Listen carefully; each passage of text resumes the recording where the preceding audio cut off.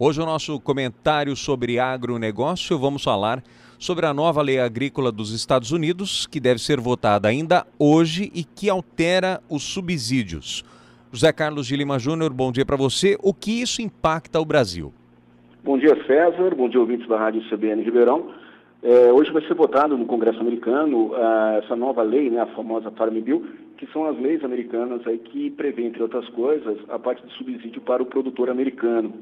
E o subsídio, ele acaba sendo aí incentivos econômicos, né, muitas vezes incentivos seja tributário, seja financeiro, em que um determinado país, no caso os produtores americanos, eles acabam tendo algumas vantagens de produção sobre determinados produtos, né, dentro de uma determinada cadeia produtiva, e que faz com que esses produtos, quando eles entram numa concorrência de mercado, eles passam a ter algumas vantagens com relação a outros países que também produzem essa mesma matéria-prima. Esse impasse pode ser resolvido ainda hoje e como caminha essa negociação? Na verdade, César, o que tem acontecido é que há dentro do governo americano, por um lado, existe uma pressão para que esses subsídios sejam, digamos, diminuídos, mas, por outro, é uma preocupação até que ponto a diminuição desses subsídios aos produtores não vai causar um custo social muito grande. Então, eu acredito assim, para algumas cadeias produtivas específicas, é lógico, quando você pega e analisa um governo como os Estados Unidos, né, o mercado americano enquanto mercado produtor, a gente precisa considerar que o mercado dos Estados Unidos eles produzem vários produtos. Então, a mudança nessas leis de subsídios, elas vão impactar de maneira diferente determinados produtos por determinados mercados. Então, por exemplo, eu vou trabalhar com você com milho. O governo brasileiro agora, por exemplo, o milho, ele é um cereal que praticamente 90% do milho importado pela China, que é um grande importador do cereal, né? A China é um grande importador de milho do mundo, 90% do milho importado vinha dos Estados Unidos. E agora o Brasil conseguiu abrir aí esse mercado chinês e os Estados Unidos vão participar com apenas 78%. Ou seja, ainda que parece que seja um valor pequeno, mas calcula-se aí que só essas exportações que o Brasil vai passar a fazer de milho para a China vai ter um volume de aproximadamente 10 milhões de toneladas. Ou seja, vai agregar 2 bilhões de dólares às exportações do agronegócio. Então, por um lado, você tem um subsídio que está sendo diminuído em algumas cadeias produtivas e, por outro, você tem uma preocupação do próprio mercado americano com relação à competitividade do milho deles, né, no caso do produto milho, que está perdendo o mercado com relação a outro país, no caso nós aqui, o Brasil. Esse corte de subsídios, José Carlos, pode afetar diretamente a economia do agronegócio?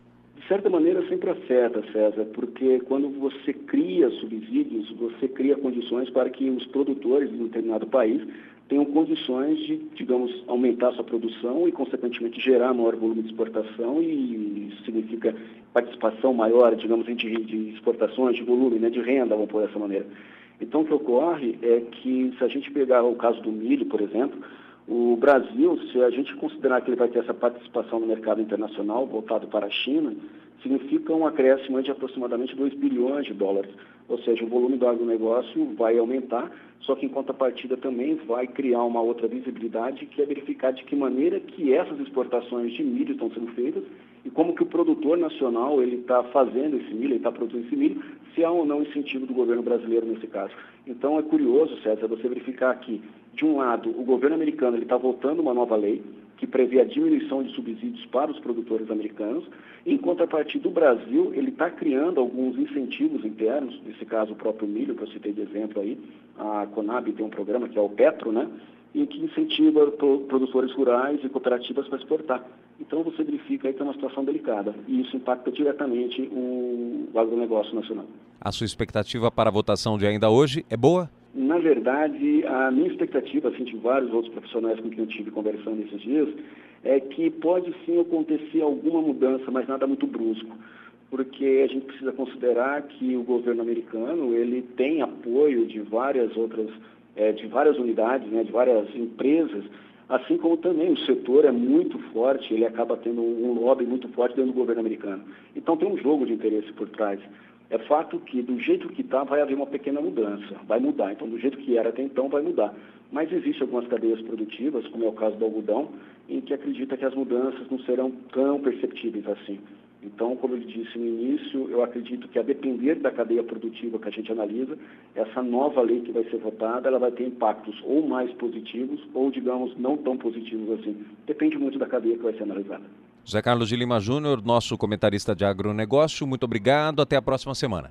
Obrigado, César. Bom dia a todos, ouvintes da Rádio CBN Ribeirão.